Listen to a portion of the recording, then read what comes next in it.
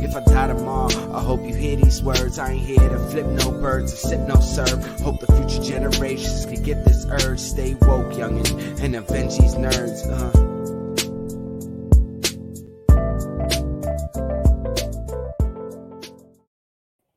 Hey guys, welcome. It's another episode of The Plug. It is your boy Sebastian here with another great creator that we're going to have on featuring on The Plug. Before we get into that, I hope you guys are enjoying watching somewhere out there over there on YouTube. So again, as we're starting this show, The Plug is here to introduce you guys to new creators, getting out there, knowing them, and all that. So again, make sure you like and subscribe to the channel because you get some fun, random stuff from the nerds. So this interview is pre-recorded. You can catch me live on Tuesdays with the crew at 9 p.m. Eastern Standard Time, where we do go over our regular show with all the pop culture topics, as well with other great guests that come on and share everything with their opinions and everything about the great stuff that's out there in geek culture.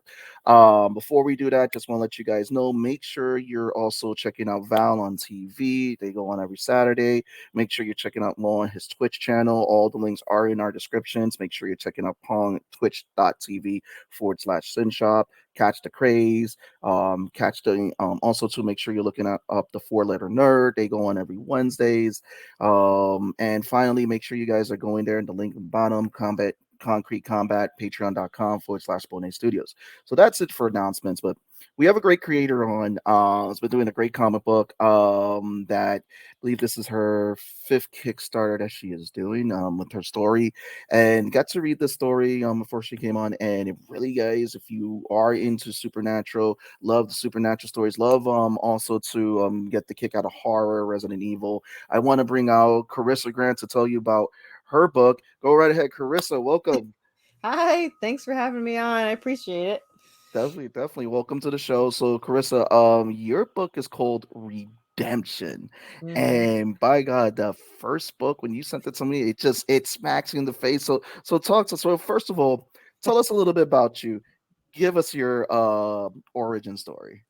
So I'm Carissa Grant. I'm originally from New York, and I have been technically writing for fun for about 17 years as a role player online.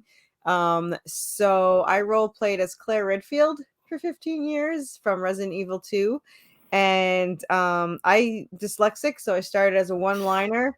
And I built up to 6,000 word replies. So I got a little better. Um, and This story is from role playing. It is a 2-year role play with my Wow. co-writer Jessica, who is still writing. I just sent her 5,000 words 2 days ago and 10,000 words last week. So we're still writing. But this story, after 2 years, we're like, how do we have 11 novels written in 2 years? And I added them up yesterday, and we are 10,000 words away from a million words written. So, Wow. this series is 5 of those novels, and it is about 45 issues. The first book is 7 issues, and so we're into this will be released June 20th, which is next Tuesday or whenever this is on. But it's issue 5, and then issue 6 is August 15th, and issue 7 and the graphic novel with all of the 7 for book 1 is going to be released on Halloween. So the October 3rd to Halloween campaign. So we're busy. You guys are busy over it. It's almost a 10. Jesus, that's phenomenal. I mean, it's funny coming from a creative community and everything. You see people doing what they're doing, and it comes from just various different things. Like people gotten into Dungeons and Dragons during the pandemic, started creating stuff and content, and you took that role play, and I think you're the third person to take that role play to turn it into a beautiful comic because that book slaps. I mean, Yeah. so so tell us. I know that this was an idea that you guys were writing.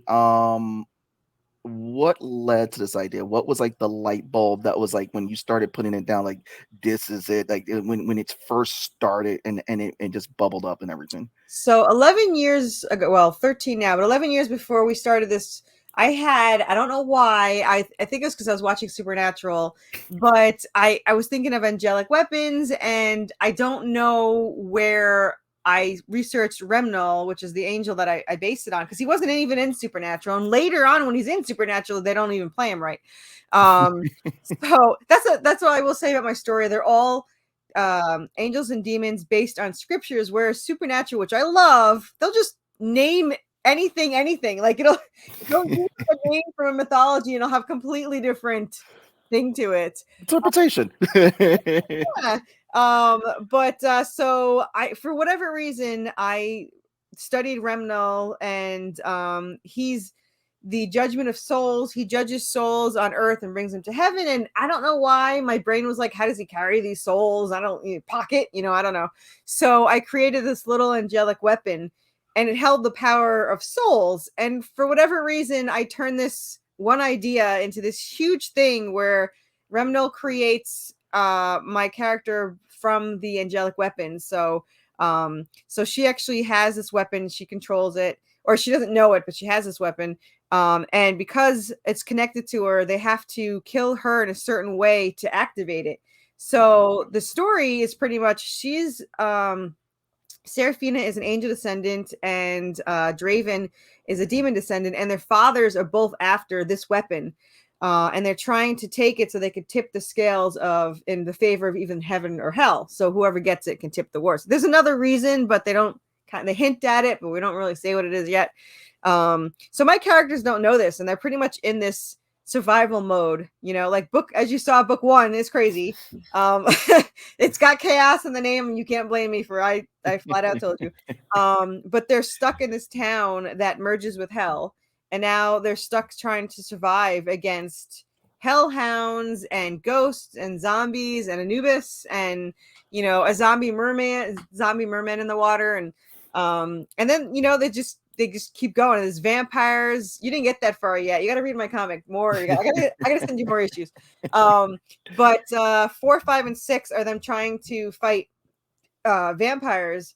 And speaking of taking liberties, ours is a subspecies of vampires, and we call them clotters because I never liked it that vampires would bleed in movies when they're not supposed to have a heartbeat. So ours, their heartbeats every 6 hours. So it's just enough to keep off rigor mortis.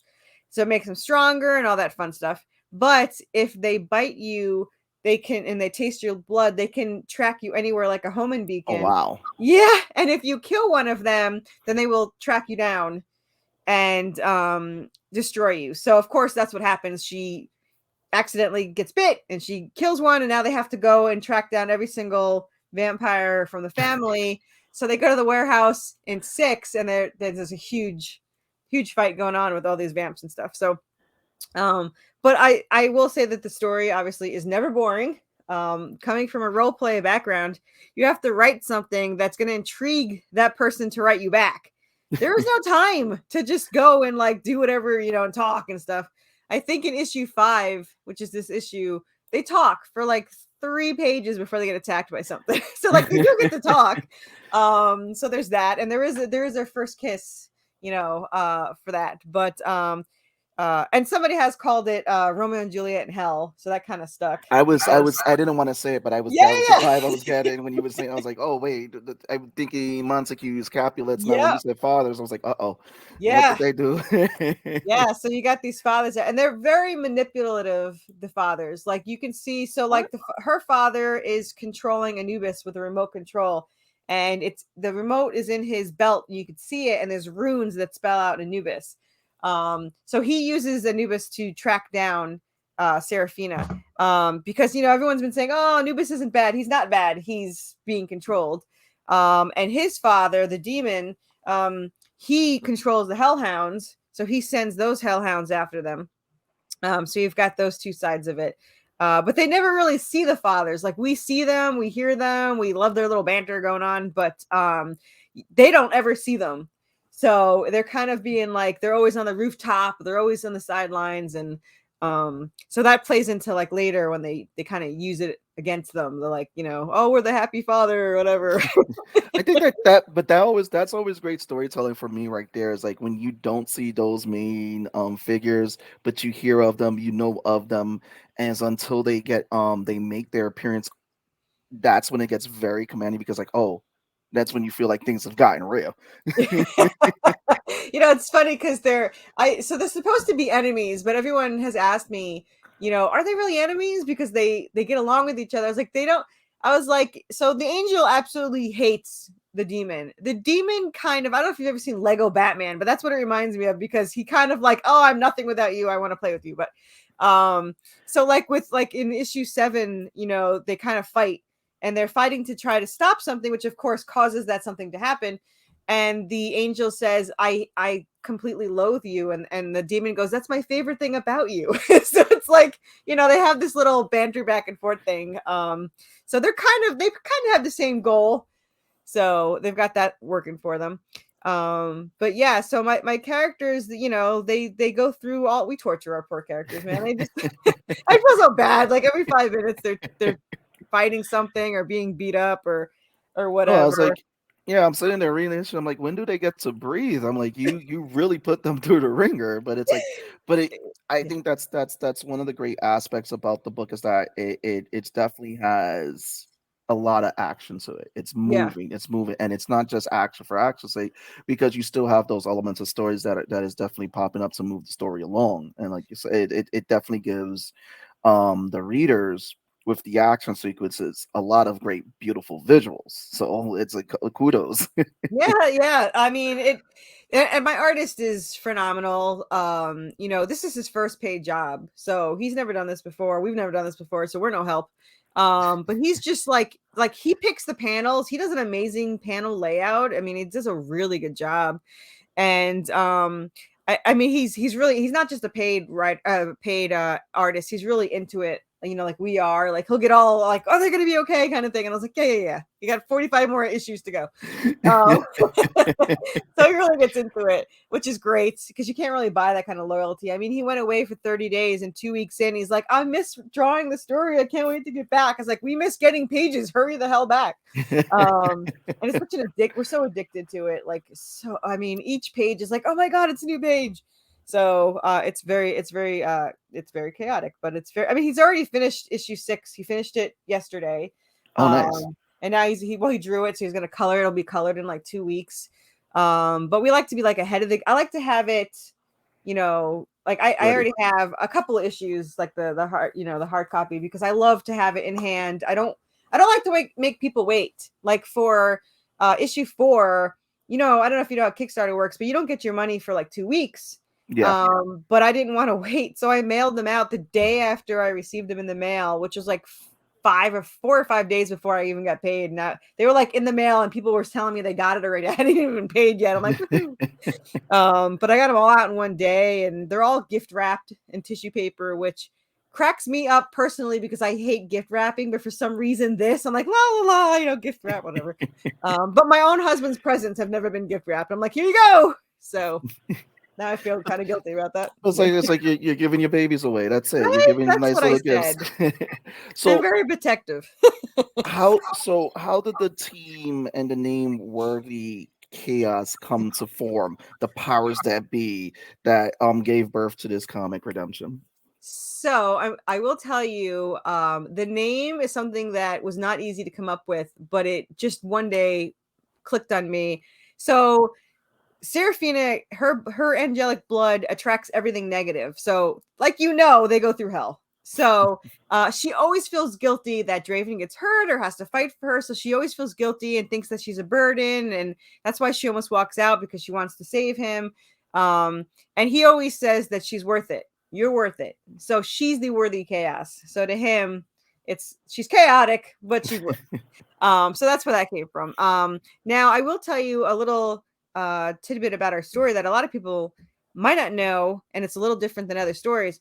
These 2 characters are completely, because we're role players, written by 2 different people. So I never write Draven's actions or his speech or his thoughts. That's all my co-writer Jessica, and all of Seraphina's is mine. And you could tell the personalities are completely different because my characters, like me, can talk nonstop, has no major thinking going on, just talks.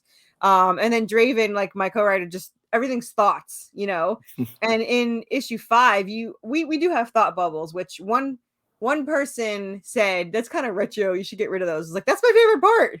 So you have these thought bubbles, especially with Draven, where he's like this internal struggle. You know, he knows how he feels about her in this hell of a town. You know, it's not like you can really have time to breathe, like you said. So he's trying to fight back and forth to try to get her to not leave and try to save him. And he doesn't, he can't. And so you read these 3 pages before we, you know, send somebody after him. You read these 3 pages of his internal struggle to try to tell her his feelings, and all he winds up saying is, just don't leave. Like that's as romantic as he's gonna get. Just don't leave. So you have that. But you know, so there is the character development. You do get to see their bond grow. I mean, for those that don't know, in the very beginning, they were teenagers in a flashback, and it goes to show that they were supposed to run away together, or they hint at it. They're supposed to run away together. Her brother got possessed by a demon, killed her parents. She called Draven, said, "Don't come," which is the first thing he did was come to the house. So he goes through the front door. She goes out the back window. He calls her name.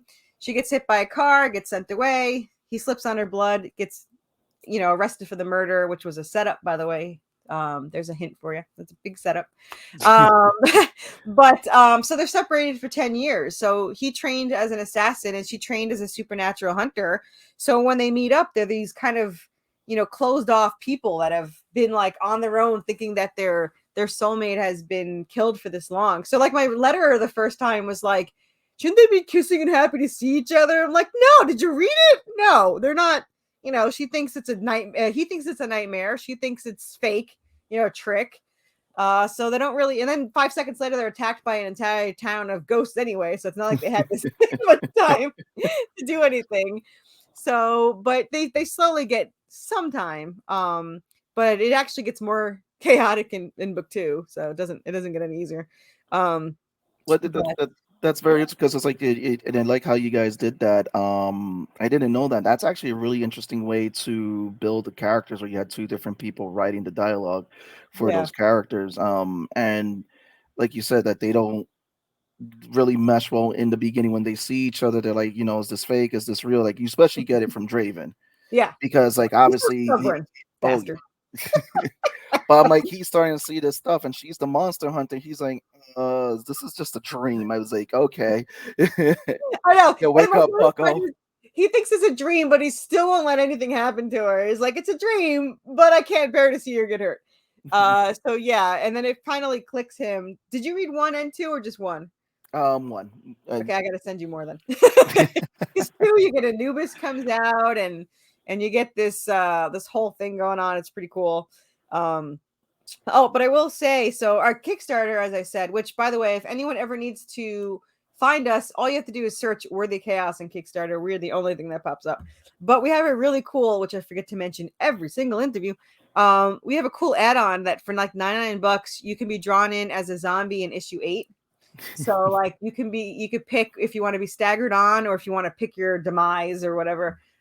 Which my brother's in it and he wants his head chopped off, and I'm fully on board with this. I've been waiting years for this opportunity to torture my brother on paper, so I'm excited about this. But something to look forward to. That's awesome. So guys, it's the Worthy Chaos. You guys gotta check it out. The Kickstarter. When does the Kickstarter go live? It's June 20th around noon until July 17th.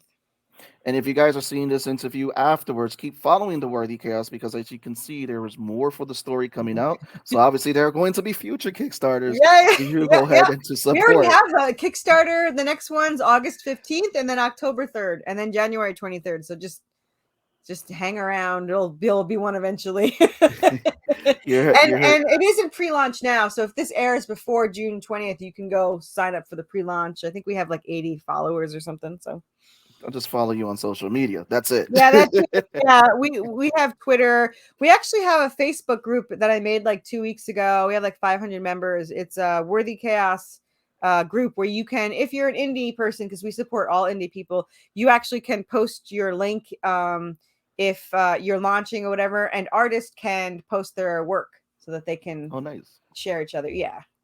So, Carissa, I want to thank you for coming on the Nerd, sharing your comic with us, The Redemption, getting us to know a little bit about you. So, guys, again, go out there, support the Kickstarter, support Carissa, support the Worthy Kiosk, get Redemption, add it in there. You guys are gonna love it, trust me. Um, I mean, big Supernatural fan. This is definitely up your alley. So again, Definitely. thank you, Carissa. Thank you. I Be- appreciate it. Beautiful theme music in 3, 2.